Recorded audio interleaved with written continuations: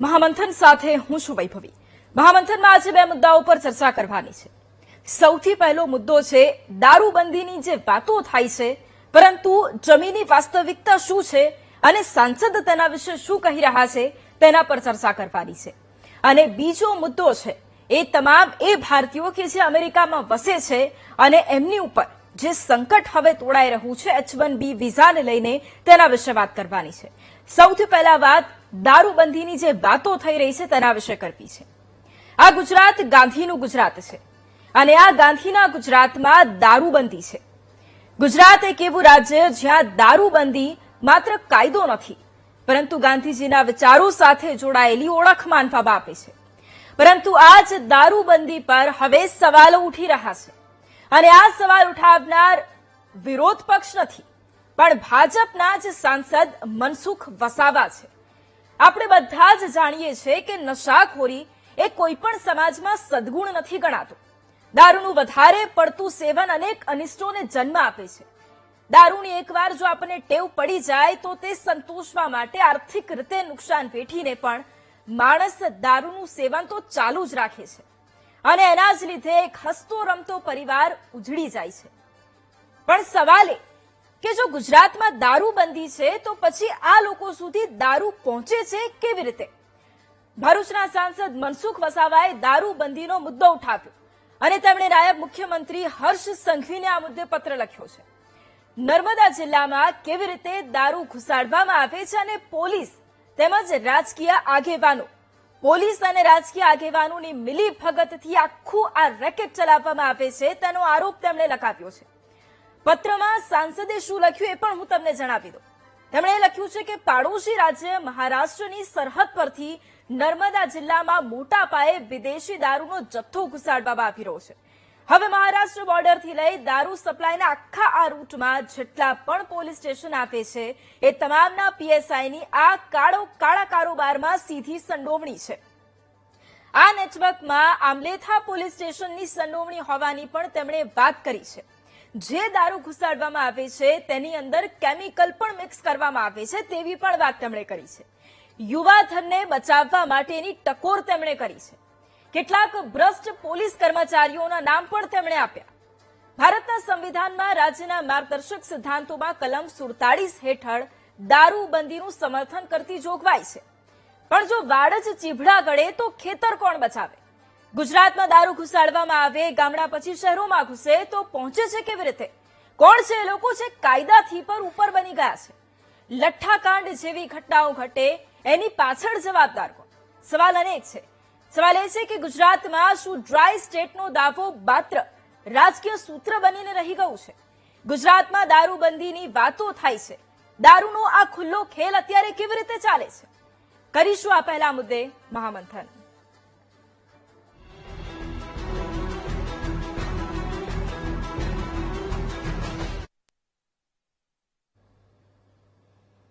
અને હવે આ જ મુદ્દે ચર્ચા કરવી છે, કારણ કે એક તરફ દારૂબંધીની વાતો, પરંતુ એ દારૂબંધી જેના વિશે ફક્ત વાતો કરવામાં આવે છે એ જમીની લેવલ पे કેટલી કારગર છે? જમીની સ્તર પર શું ખરેખર દારૂબંધીનો અમલ થાય છે? એ વિશે આજે ચર્ચા કરવી છે। ચર્ચા માટે આપણી સાથે ભરૂચના સાંસદ મનસુખભાઈ વસાવા અત્યારે જોડાયા છે। આપણી સાથે કોંગ્રેસ પ્રવક્તા ડોક્ટર નિકુલ પટેલ પણ જોડાયા છે। આપણી સાથે નિવૃત્ત ડીવાયએસપી એમજી કનેરિયા સાહેબ પણ અત્યારે આપણી સાથે જોડાયા છે અને તેમની સાથે ચર્ચા કરીશું। આપ તમામનું સૌથી પહેલા તો ખૂબ સ્વાગત છે મહામંથનમાં। મનસુખભાઈ, સૌથી પહેલો સવાલ આપને કરવો છે, કારણ કે આપે ખુલ્લેઆમ જે વાત કરી છે, દારૂનો જે રીતે વેપરો ચાલી રહ્યો છે, ખુલ્લેઆમ દારૂ ઘુસાડવામાં આવી રહ્યો છે, આપને આ વાતની જાણ કેવી રીતે થઈ? આ મુદ્દે આપે શું રજૂઆત કરી?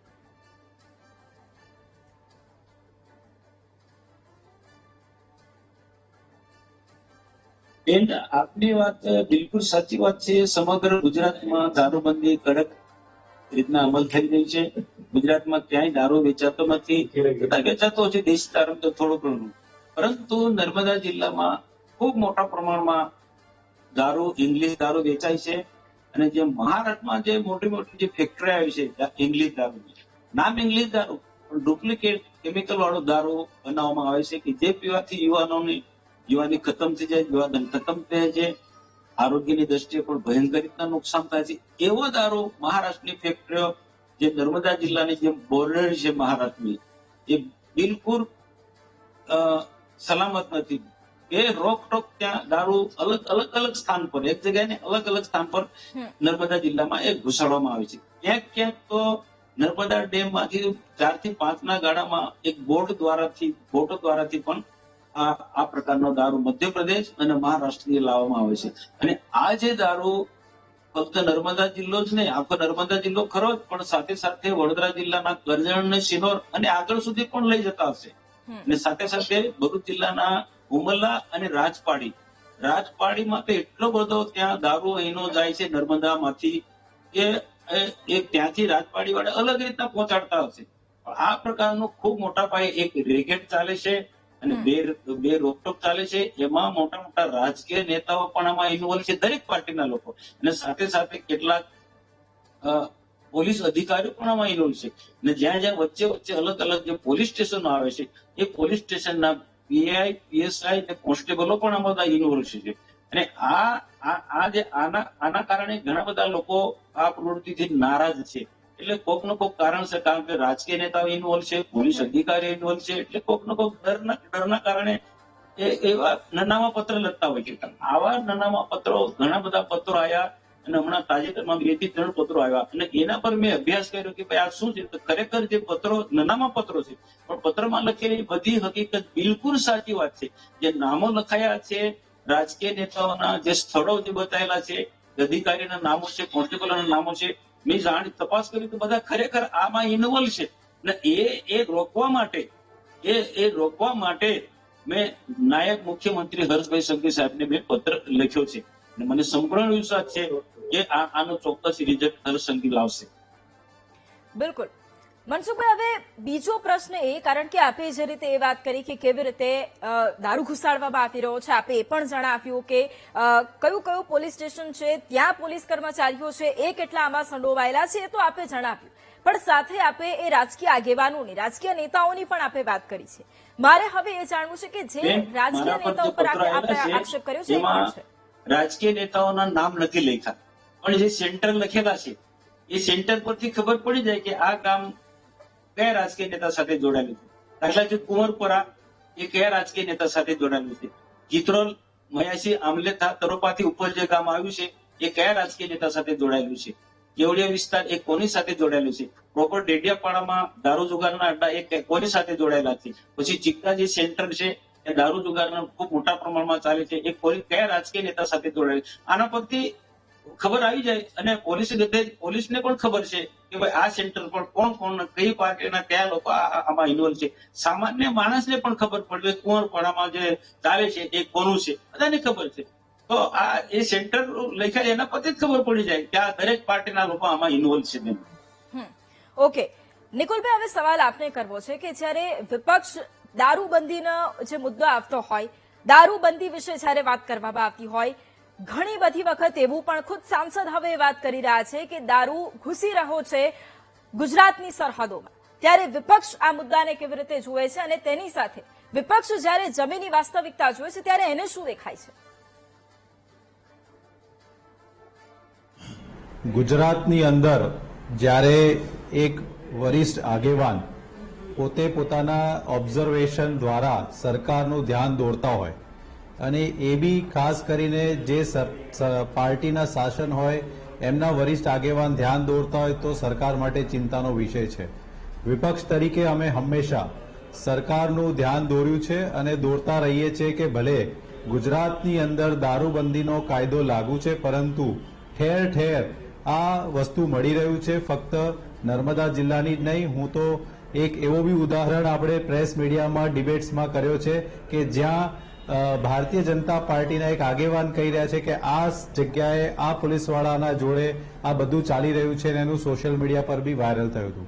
પરંતુ હર્ષ સંઘવીજી હંમેશા એવું કહે છે કે આ ગુજરાતની અંદર સમગ્ર સિસ્ટમ સારું છે, સમળું છે, પરંતુ આજે એમના જ વિભાગના જે પોલીસવાળાઓ આ પ્રકારના કૃત્યોમાં લાગ્યા હોય તો સમય આવ્યો છે કે જ્યારે એક ઓફિશિયલ તમને ફરિયાદ મળી છે, એ સામાન્ય કોઈ જનતા દ્વારા નહીં પરંતુ એક ચૂંટાયેલા પ્રતિનિધિ દ્વારા, તો સરકારે હસ્તક્ષેપ કરી અને આના પર જોરદાર કાર્યવાહી કરવી જોઈએ, ઉદાહરણરૂપ કાર્યવાહી કરવી જોઈએ.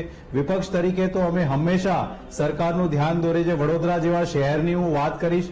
ગઈકાલે 2 દિવસ પહેલા સ્વેજલ વ્યાસ કરીને અમારા એક આગેવાને એવું જાહેર કર્યું કે ભાઈ જે બી દારૂની ખાલી બોટલ લઈને આવશે એને 100 રૂપિયા ઇનામ આપવામાં આવશે. તો તમે વિચારો કે પોલીસે આખો વિસ્તાર ખડકલો કરી નાખ્યો, કે એક છાવણીમાં ફેરવી દીધું કે કોઈ ત્યાં પહોંચી ના શકે. અને મને ખ્યાલ છે ત્યાં સુધી એમણે જે પોસ્ટ મૂકી હતી એના અનુસંધાનમાં પોલીસ તંત્ર એકદમ ત્વરિત કાર્યવાહી કરી. બીજો ઉદાહરણ આપીશ, અમારા જે કોર્પોરેટર જોશીજી છે એમના પર જે રીતનો કેસ કરવામાં આવ્યો, તો પોલીસ તંત્ર કેટલું સજાગ અને સમળું દેખાયું કે આ રીતની કાર્યવાહીમાં જો એવી જ એમની શું કહેવાય કે જટિલતા, કુટિલતા અને જે ત્વરિત એક્શનની કાર્યવાહી જો હવે દેખાશે તો અમે માનીશું કે ખરેખર હર્ષ સંઘવીજીના નેતૃત્વમાં અને ડબલ એન્જિનની સરકારમાં ગુજરાતની અંદર દારૂબંધી પર કોઈને કોઈ કાર્યવાહી થશે. નહીતર ફક્ત એવું જ લાગશે કે આ વાતો કરતી ભારતીય જનતા પાર્ટીની સરકાર છે. બિલકુલ બિલકુલ. કનેરિયા સાહેબ, સવાલ આપને કરવો છે કારણ કે વર્ષોનો અનુભવ આપને છે. એવું નથી કે ઘણા એવા પોલીસ કર્મચારીઓ છે કે જે માનવતા ભર્યો અભિગમ દાખવતા હોય છે અને એ ખૂબ ઉત્તમ ઉદાહરણ પૂરું પાડે છે, પરંતુ એની સામે કેટલાય એવા લાંચિયા પોલીસ કર્મચારીઓ પણ છે કે જેમને પોતાના ખિસ્સા માત્ર ભરવા હોય છે અને એના કારણે લોકોના જીવ જોખમમાં મુકાય છે. સવાલ આપને એટલા માટે કરવો છે કારણ કે જે પોલીસનું કામ લોકોને રક્ષણ આપવાનું છે, લોકોની સલામતી માટેનું જે પોલીસનું કામ છે, એને હપ્તા એટલા બધા વહાલા કેમ થઈ જાય છે કે આ હદ સુધી ઉતરી આવે? નમસ્તે વૈભવીબેન. આ પ્રકારના મુદ્દાઓ ઘણી વખત આ વીટીવીના માધ્યમથી, એબીપી ન્યૂઝ ચેનલના માધ્યમથી, અન્ય ટીવી ચેનલો મારફતે અથવા મીડિયા મારફતે પણ આ મુદ્દા અંગે ડિબેટિંગમાં ઘણી વખત રજૂઆતો થાય છે અને ચર્ચાઓ થાય છે. આજે જે મનસુખભાઈ વસાવાએ જે પત્ર સરકારશ્રીને લખ્યો છે અને એમાં કેટલાક અંશે મનસુખભાઈ વસાવાએ જે મુદ્દાઓ જે ઉપસ્થિત કરેલા છે એ મુદ્દાઓમાં મોટા ભાગે તથ્ય જણાય છે. અને હું મનસુખભાઈ વસાવા જેવા પ્રમાણિક સંસદ સભ્યને ખૂબ ખૂબ અભિનંદન પાઠવું છું. જો રાજકારણીઓ, પ્રેસ અને પોલીસ પ્રમાણિક હશે તો આ દારૂ કોઈ પણ જગ્યાએ ન વેચાઈ શકે. મારા અનુભવના આધારે હું કહું છું. કેટલીક વખત અમે જયારે ફરજ બજાવતા હતા ત્યારે એક પ્રમાણિક અધિકારી કોઈ પણ જિલ્લાના ડીએસપી અથવા શહેરના પોલીસ કમિશનર જો એ પ્રમાણિક આવી જાય તો એક પણ અડ્ડો દારૂ અથવા જુગારનો અડ્ડો ચાલતો નથી, એવો અમારો અનુભવ બોલે છે અને અમે એ નજરે જોયેલું છે. જો મનસુખભાઈ વસાવા જેવા જો તમામ સંસદ સભ્યો, પછી એ સત્તાધારી પક્ષના હોય કે વિરોધ પક્ષના હોય, અને તમામ ધારાસભ્યો જો આ મુદ્દાને ઉઠાવે અને જો એ સક્રિય થઈ જાય કે એ લોકોને ખરેખર તો આ બંધ કરાવવાની એની પ્રબળ ઈચ્છા હોય તો 100% બંધ થઈ જાય. એમાં કોઈ એક પણ અડ્ડો ન ચલાવી શકે. એમાં જે મેળાપણું જે મનસુખભાઈ વસાવે જે એમાં પોતાની રજૂઆતમાં કહેલું છે એમાં પણ હું કેટલાક અંશે સહમત છું. કારણ કે જો મેળાપણું ન હોય તો આ પ્રવૃત્તિ કોઈ પણ સંજોગોમાં ચાલી શકે નહીં. અને આમાં શું છે કે દારૂબંધીની નીતિ કડક બનાવવા માટેની જરૂરિયાત છે એવું તમામ રાજકીય નેતાઓ, સત્તાધારી હોય કે વિરોધ પક્ષ, એ લોકો આ પ્રમાણે દરેક વખતે ચર્ચામાં ભાગ લે છે. પોતે આ નીતિની સાથે સંમત છે કે દારૂબંધી હોવી જોઈએ, પરંતુ એમાં દારૂબંધી નીતિનો જે અમલ કરાવવા માટેના જે અમુક અમુક એરિયામાં જો ક્વોલિટી કેસ થાય છે, કોઈ ધારો કે એસએમસી સ્ટેટ મોનિટરિંગ સેલ વાળા કરે, એલસીબી વાળા કરે, ટ્રાન્સપોર્ટ વાળા, બહારની એજન્સી જો રેડ કરી જાય અને ક્વોલિટી કેસ થાય તો એ પોલીસ સ્ટેશનના ઇન્ચાર્જને જવાબદાર ગણી અને કેટલીક વખત ખાલી ટ્રાન્સફર જ કરે, કેટલીક વખત સસ્પેન્ડ કરે છે, ખાતાની કાર્યવાહી કરે છે અને એના વિરુદ્ધ કોઈ પણ જાતના એક નજીવા પગલા લઈ અને આ પ્રકરણો ફાઇલ કરી દેવામાં આવે, જેના કારણે આ દારૂબંધીની નીતિ નિષ્ફળ ગયેલી છે. પણ હું અગાઉ પણ કહી ચૂક્યો છું કે કોઈ પણ શહેરના પોલીસ કમિશનર શહેરની અંદર જો ક્વોલિટી કેસ પકડાય અને એ શહેરની અંદર જો પોલીસ કમિશનરને અથવા જિલ્લાની અંદર જો ક્વોલિટી કેસ બહારની એજન્સી પકડી જાય તો એક ડીએસપીને જો સસ્પેન્ડ કરે તો કોઈ બીજી જગ્યાએ દારૂ વેચાય નહીં એની હું બિલકુલ. ખાતરીપૂર્વક કહું છું. બિલકુલ, કારણ કે બિલકુલ. મને આ બધા અનુભવો છે એના આધારે હું કહું છું કે એમાં જવાબદાર નીચેના માણસો નથી, ઉપરના બિલકુલ, એટલે નાની માછલીઓ સુધી વાત સીમિત ન રહેવી જોઈએ. જે ઉપલી મગરમચ્છો છે એમની સામે પણ કાર્યવાહી થવી જોઈએ. આપણે જે વાત કરી છે, મનસુખભાઈ, સવાલ હવે આપને કરવો છે, કારણ કે આપે જે વાત કરી દારૂબંધીના જે કડક કાયદાઓ છે, આપ પહેલી વાતમાં આપે એ વાત જણાવી, પરંતુ એની સાથે પ્રશ્ન એ છે કે જો એવું ખરેખર હોય તો પછી અહીંયા શું સમજવું? એવી ઈચ્છા શક્તિ નથી, ઈચ્છા શક્તિનો અભાવ છે એમ સમજવું? ના બેન, એવું નહીં. ગુજરાતમાં કડક રીતના કાયદાનો અમલ થઈ રહ્યું છે. હું તો બહુ વર્ષોથી રાજનીતિમાં છું અને દારૂ જુગારના અડ્ડાએ હું વર્ષોથી લડતો આવ્યો છું. કોંગ્રેસનો સોળે કલાઈ સુરત કરતો હતો ત્યારે પણ આવા લોકોની સામે લડે છે. આજે પહેલાની સ્થિતિ કરતા હમણાં ગુજરાતમાં કાયદોની વ્યવસ્થા મજબૂત છે. આ દારૂ જુગારના અડ્ડા છૂટાછવાય ચાલતા છે, મેં શરૂઆતમાં કીધું, પણ જે બેફામ જે ચાલે છે એ નથી. આજે એના પર બ્રેક વાગી છે. નર્મદા જિલ્લામાં એટલા માટે સરળ છે કે જે મહારાષ્ટ્રની જે બોર્ડર છે એ બિલકુલ ખુલ્લી છે અને જે મોટી મોટી ફેક્ટરીઓ મહારાષ્ટ્રમાં જે બોર્ડરની સામે કિનારે જે અલગ અલગ સરહદો પર જે આવેલા છે એનો એ દારૂ ઘુસાડવા માટે આ જે મોટા ફેક્ટરી માલિકો આ એક પ્રકારનું મોટું ષડયંત્ર અને રાજકીય નેતા પોલીસ અધિકારીઓને સંપર્કમાં લઈને એ આ પ્રકારની ગેરકાનૂની એ કૃત્ય કરે છે. નર્મદા જિલ્લામાં આટલા માટે આ સરળ છે કે બોર્ડર ખુલ્લી છે. બિલકુલ, આપણે જે રીતે વાત કરી કે સરહદીય વિસ્તાર છે એટલા માટે ખૂબ સરળ બની જાય છે, દારૂ એ ઘુસાડવાનું આખું નેટવર્ક ઝડપાય છે. હવે પ્રશ્ન આના ઉપરથી મને એ જ છે કે જો આપે આ વાત કરી છે તો આપ શું માનો છો? શું પોલીસ તંત્ર છે નર્મદાનું એ હપ્તા રાજ પર જીવી રહ્યું છે? બેન, નર્મદાના કેટલાક અધિકારીઓ ખૂબ સારા છે, પરંતુ કેટલાક લોકો વર્ષોથી એકને એક જગ્યા પર છે. એ લોકો એમની વગ વાપરીને ખસતા નથી અને એમને કેટલાક રાજકીય દરેક પાર્ટીના નેતાનો એમનો સપોર્ટ મળી રહે છે. એટલે અને એ ઘણા બધા કારણો છે કે એમનું જે આખું આ પ્રકારનું જે રેકેટ ચલાવનાર લોકોને બહુ મોટી કમાણી થતી હોય છે. એટલે આમાં હું બેન એ બીજી એક વાત કહું કે આ રાજકીય નેતાઓ ચૂંટણી હોય ત્યારે આમને સામે ઉતરી પડે છે. આના દિવસે બધા ધંધામાં એક સાથે મળીને ધંધો કરે છે. એક મોટી અમારા તપાસમાં આ વિષય આવ્યો છે. આ બહુ મોટી દુઃખની વાત છે, ચિંતાનો વિષય છે. ધંધો કરવો હોય ત્યારે કોઈ મુદ્દો નહીં, ફક્ત એક જ મુદ્દો, ધંધો કેમ કરી ચલાવો. આ પણ એક વસ્તુ બને છે. અને આજે એટલા માટે નાયબ મુખ્યમંત્રીને પત્ર લખ્યો છે એમાં અને એના નર્મદાના એસપીને પણ જે કેટલાક જે પત્રો જે છે એમાં નામ પણ ઘણા બધા લોકોના છે. તો એ એટલા માટે આપ્યો છે કે જવાબદાર અધિકારી છે, એસપી કક્ષાના અધિકારી છે, તો જ્યાં પણ ઉપર મોકલાવવાનું હશે ત્યાં મોકલાવશે અને આ અટક છે. એટલા માટે આ નામોનો અને સ્થળોનો ઉપયોગ અમે કર્યો છે. બિલકુલ, નિકુલભાઈ, હવે આજ સુધી સવાલ આપને કરવો છે, કારણ કે આપે જે વાત કરી, આપે વડોદરાનો દાખલો આપ્યો. હવે પ્રશ્ન બીજો એ કરવો છે કે આપણે એ પણ જોયું છે કે ગુજરાતમાં જ લઠ્ઠાકાંડની ઘટના ઘટી હોય અને એમાં પણ કેટલાય પરિવારો હોય, હસતો રમતો એ પરિવાર ઉજળી ગયો હોય, ઘણીવાર ઘરનો મોભી છે એ જતો રહે અને પરિવાર પર આભ તૂટી પડે એવી પરિસ્થિતિ હોય. સવાલ આપને એ જ કરવો છે કે જ્યારે આવી કોઈ ઘટના બને ત્યારે વિપક્ષ ખૂબ મજબૂતાઈથી ઉભરી આવે, એ માહોલ ગરમાય, પણ પાછળથી ઠંડુ કેમ પડી જાય? શું આપને એવું નથી લાગતું કે આ એક ખૂબ મહત્વપૂર્ણ મુદ્દો છે કે જ્યાં એક પણ વ્યક્તિ નશાના એ ચુંગાલમાં ના ફસાયેલો રહેવો જોઈએ? એના માટે શું?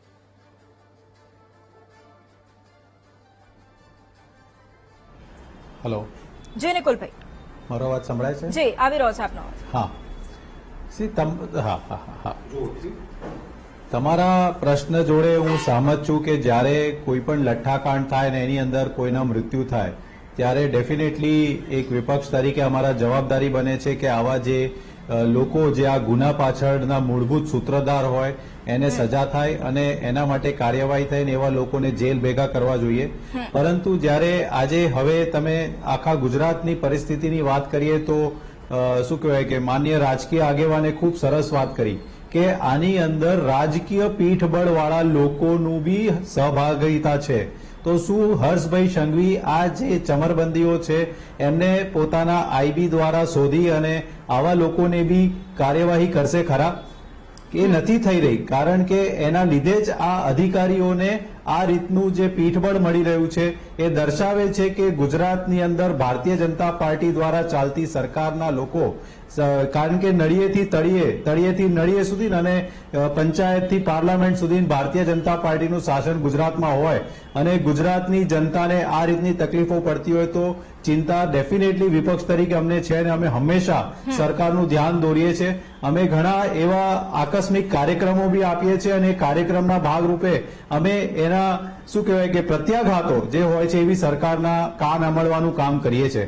પરંતુ તમે જોઈ શકો છો કે આ બધી પરિસ્થિતિની વચ્ચે આજે સમગ્ર ગુજરાતમાં જે રીતના દારૂ મળી રહ્યો છે એ ન ફક્ત આપણા યુવાન પેઢીઓને નશાખોરીના અંધકારમાં ધકેલી રહ્યો છે, પરંતુ સાથે સાથે એક એવું વાતાવરણ ઉપસી રહ્યું છે કે જ્યાં અધિકારીઓ અને રાજનેતા ભેગા મળીને સમાજનું શોષણ કરી રહ્યા છે. તો આ ભારતીય જનતા પાર્ટીને જે સ્પષ્ટ બહુમતી આટલી બધી મળી છે તેમની જવાબદારી છે કે આવા લોકોને પકડી જેલ ભેગા કરે. કારણ કે આશીષ જોશી જેવા જે કોર્પોરેટરો છે એમને ખાલી ભારતીય જનતા પાર્ટી સામે અવાજ ઉઠાવ્યો, કોંગ્રેસમાંથી ચૂંટણી લડ્યા તો ડભોઈની અંદર દારૂ પકડાયો ને એમને જેલ ભેગા કરતા હોય તો મારી અહીંયાથી હર્ષ સંઘવી સાહેબને ખુલ્લી ચુનૌતી છે કે તમે આ પત્ર જે મનસુખભાઈ દ્વારા મળ્યો છે તો નર્મદા જિલ્લામાં એક ઉદાહરણરૂપ કાર્યવાહી કરીને બતાવો. બિલકુલ બિલકુલ મનસુખભાઈ, સવાલ હવે આપને કરવો છે, કારણ કે જે રીતે નિકુલભાઈને પણ મેં સવાલ કર્યો, કારણ કે જ્યારે પણ ગુજરાતમાં લઠ્ઠાકાંડ જેવી ઘટનાઓ ઘટતી હોય છે આપણે જોયું છે કે પરિવારો જ્યારે ઉજળી જાય એ પીડા કદાચ કોઈ વ્યક્તિ સમજી ન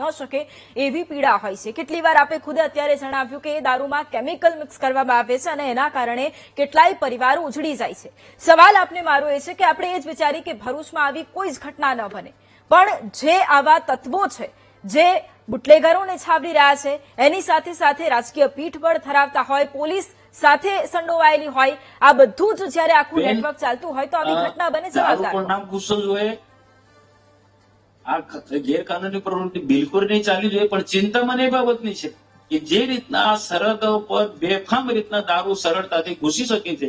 નર્મદા ડેમમાંથી કેટલીક બોટો દ્વારા 4 થી 5 ના ગાળામાં જે સમય હોય છે એ સમય દરમિયાન મધ્યપ્રદેશ અને મહારાષ્ટ્રનો દારૂ સરળતાથી આપણા ગુજરાતમાં નર્મદા જિલ્લામાં આવી શકતો હોય તો બાકીની વસ્તી પણ ઘુસાડી શકે. આ મોટો ચિંતાનો વિષય છે.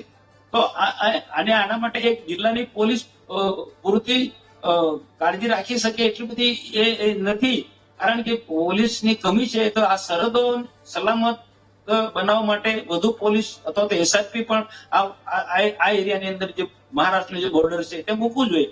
કારણ કે દારૂ એટલું ને ભવિષ્યમાં આ સ્થિતિ કોઈ અસામાજિક તત્વોના નજરમાં જાય તો બીજું પણ એવું ઘુસાડી શકે છે. ભૂતકાળમાં એ રીતના એવા બનાવો બનેલા છે. બિલકુલ. હવે મનસુખભાઈ, બીજો સવાલ એ છે, કારણ કે આપે એ વાત કરી કે જ્યારે એ સરહદથી અહીંયા દારૂ આવતો હોય, આખું આ નેટવર્ક ચાલતું હોય, ત્યારે સવાલ એ કે જેટલા પણ રાજકીય આગેવાનો હોય અથવા તો એ પોલીસ કર્મચારીઓ કે જેમની સંડોવણી હોય એ તમામ લોકો સામે શું કાર્યવાહી થવી છે, એમની સામે શું પગલાં લેવા જોઈએ? એક સાંસદ તરીકે આપ શું માનો છો?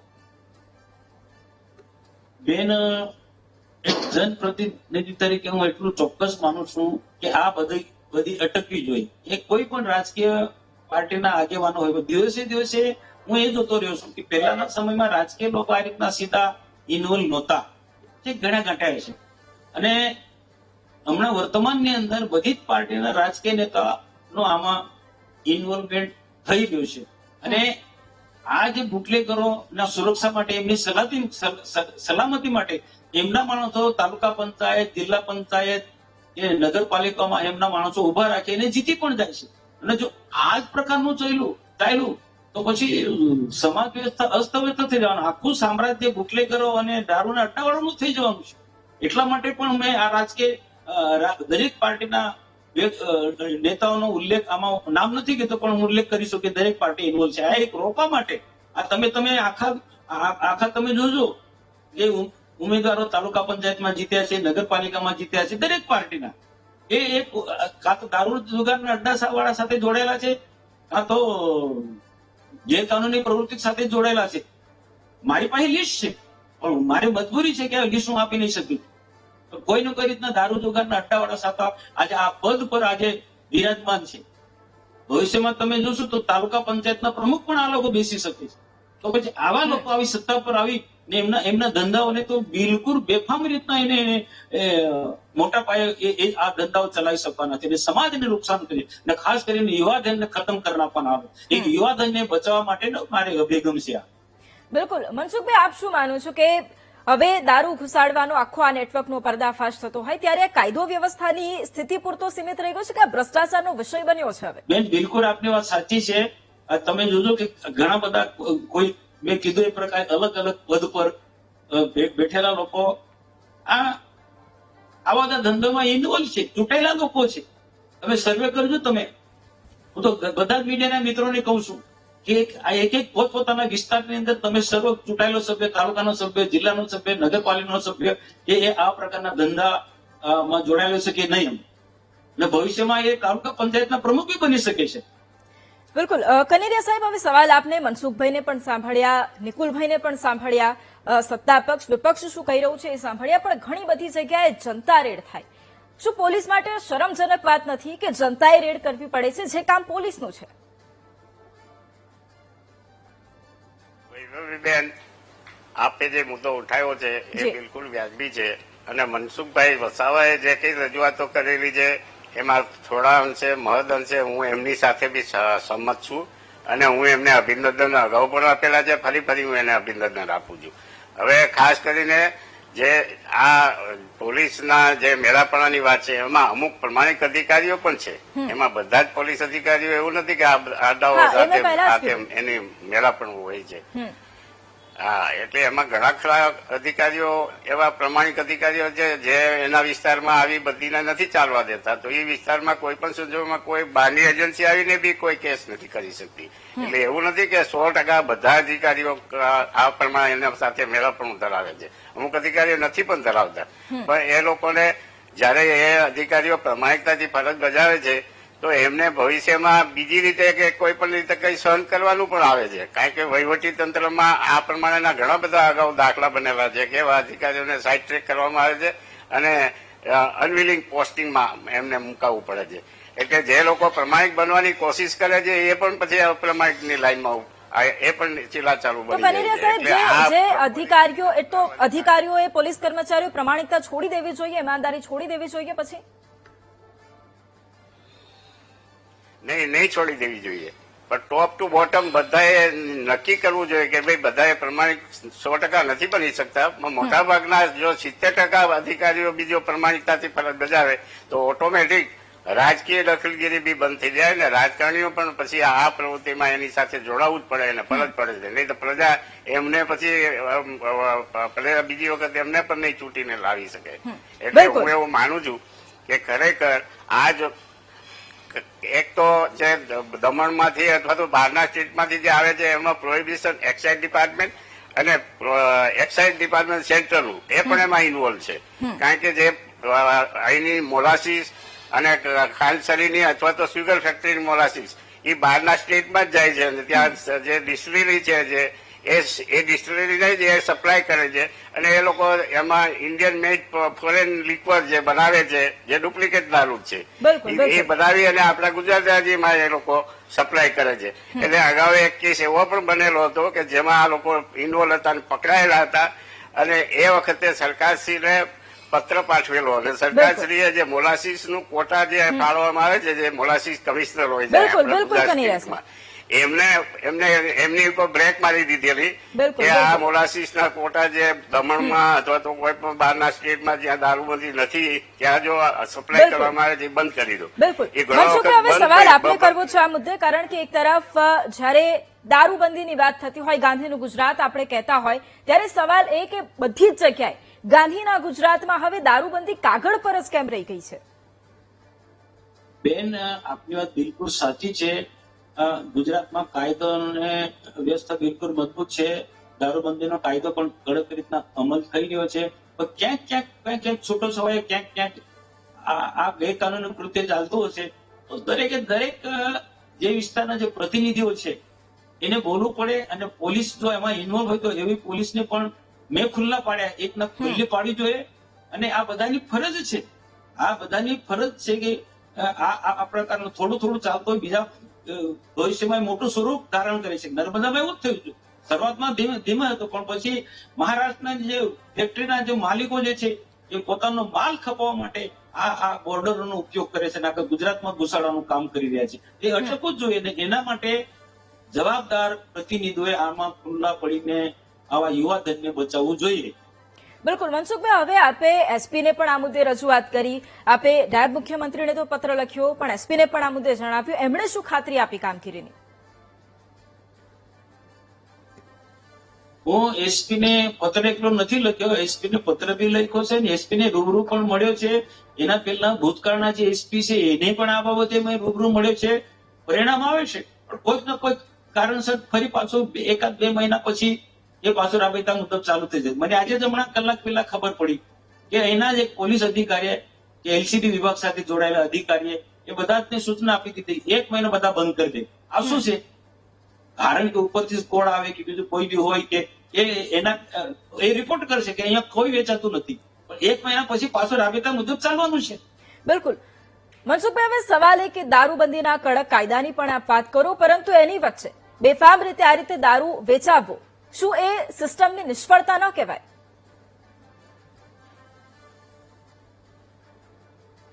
બેન, આમાં શું છે કે સિસ્ટમની નિષ્ફળતા હું ચોક્કસ આપની વાત સહમત છું, પણ અહીંયા નર્મદા જિલ્લામાં પણ બધા એવા અધિકારીઓ નથી. કેટલાક પૈસાની લાલચમાં કેટલાક પદાધિકારીઓ રાજકીય આગેવાનોની સાથે સાંઠગાંઠ હોવાના કારણે આ પ્રકારનું કૃત્ય આમાં થઈ રહ્યું છે, જે ખરેખર ન હોવું જોઈએ. અને એ મારા જિલ્લામાં મને આ દેખાય, બાકીની જગ્યાએ તો બધું આવા કોઈ ફરિયાદો આવતી નથી એટલે ના હશે, પણ નર્મદા જિલ્લામાં ચોક્કસ આ છે ને એ મારે રોકવાની મારી ફરજ છે. એટલે હું આ પ્રકારનો આ લોકોનો વિરોધ કરી રહ્યો છું. બિલકુલ નિકુલભાઈ, હવે સવાલ આપને કરવો છે, કારણ કે જે રીતે મનસુખભાઈએ વાત કરી, કનેરિયા સાહેબે જે રીતે વાત કરી, ઘણા એવા પોલીસ કર્મચારીઓ હશે ખૂબ ઊંચા હોદ્દાના, ઘણીવાર એ નાની માછલીઓ પકડાઈ જાય પણ એ મોટા મગરમચ્છ છે ત્યાં સુધી નથી પહોંચાતું, અથવા જો પહોંચાઈ જાય તો પછી કાર્યવાહી નથી થતી. એટલે ફરી એક વખત ત્યાં જ આવીને આપણે રહી જઈએ કે કાર્યવાહીના નામે મીંડું થઈ જાય. હવે આવી પરિસ્થિતિમાં એક વિપક્ષની શું માંગ છે કે ફક્ત નાની માછલીઓ નહીં પરંતુ એ મોટા મગરમચ્છ સુધી પણ પહોંચવું પડશે?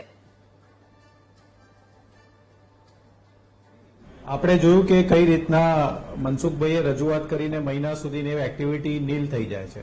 તો એ જ્યારે ઉપરથી સ્ક્વેડ આવે અને એ બધું તપાસ કરીને યોગ્ય રીતે કાર્યવાહી કરીને રિપોર્ટ આપે, પણ ગુજરાતમાં તો ગમે ત્યાં ગમે ત્યારે આઈ થિંક એલસીબી કરીને કોઈ બ્રાન્ચ છે જે ગમે ત્યાં બી અને સ્ટેટ યુનિટ બી હોય છે જે આવા રેડ કરી શકે છે. તો એમની પાસે આવા સૂચન હોય તો એ લોકો રેન્ડમલી રેડ કરે અને જે મોટા મોટી મગરમચ્છો છે એ મોટા મગરમચ્છોને પકડવા જોઈએ. એના પગેરું ક્યાં સુધી જાય છે એ પગેરું શોધી અને આની અંદર ઇન્વોલ્વ લોકોને શું કહેવાય કે સજા થાય એવું જો કાર્યવાહી કરવામાં આવે તો મને એવું લાગે છે કે થોડી ઘણી કઈ અંકુશ લાગશે. બાકી આપણે વર્ષોથી આપણે વાત કરીએ છીએ, વિપક્ષ તરીકે અમે બી ઘણીવાર રજૂઆત કરીએ છીએ અને પ્રેસ મીડિયાના માધ્યમથી બી ઘણીવાર આવી બધી વસ્તુ જાણકારી મળે છે. અને આવા જે જાગૃત ચૂંટાયેલા પ્રતિનિધિઓ છે એ બી પોતાના રજૂઆતો કરતા હોય છે. અને આવા સંજોગોની વચ્ચે જે એક્ઝિક્યુટિવ એટલે કે જે પોલીસ તંત્ર છે એના ખૂબ મોટા જવાબદારી બની જાય છે, ડીજીના જવાબદારી બની જાય છે, ત્યાંના એસપીના જવાબદારી બની જાય છે. અને ખાસ કરીને શું કહેવાય કે જે ક્રાઇમ બ્રાન્ચ હોય, જે લોકો શું કહેવાય કે બહુ સચોટ અને ટેકનિકલી હાઈફાઈ હોય છે એવા લોકોના બી જવાબદારી છે. એક જ વસ્તુ છે, વિપક્ષ તરીકે અમારી માંગ છે, હર્ષભાઈ સંઘવીને વિનંતી છે કે મનસુખભાઈ દ્વારા જે કોઈ બી રજૂઆત મળી છે એના પર ઉદાહરણરૂપ કાર્યવાહી કરી અને તળિયેથી નળિયે સુધીના બધા જ અધિકારી અને જે લોકો બી આમાં રાજકીય રીતે ઇન્વોલ્વ હોય એ બધાને શોધી અને જો સજા કરવામાં આવે ને તો મારા ખ્યાલથી એક ઉદાહરણ બેસશે એવું અમારી વિપક્ષ તરીકે માંગણી છે. બિલકુલ મનસુખભાઈ, સવાલ હવે આપને કરવો છે, કારણ કે એક તરફ વિપક્ષે એ માંગ કરી છે કે શું હવે થવું જોઈએ, કારણ કે નાની માછલીઓ સુધી વાત સીમિત ન રહેવી જોઈએ. હવે સવાલ આપણને એ પણ કરવો છે કે હોમ ડિલિવરી થાય છે, ફક્ત સરહદ સુધી વાત સીમિત નથી, ત્યાં સુધી દારૂ પહોંચે છે, તંત્ર માટે શરમજનક વાત ન કહેવાય?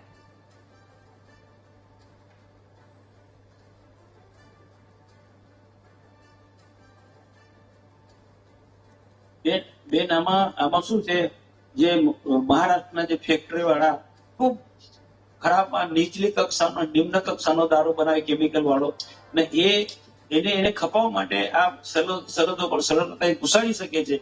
અને એ મોટા એક પ્રકારનું એટલું રેકેટ હોય છે, પછી એના સાથે જોડાયેલા નીચે સુધી ઘર સુધી પણ એ સપ્લાય કરી શકે છે. આ ખૂબ મોટા પાયે આ લોકોનું એક રેકેટ છે. એટલે જ મેં કીધું આમાં આમાં કેટલો યુવા ધન આમાં ખતમ થઈ રહ્યો છે.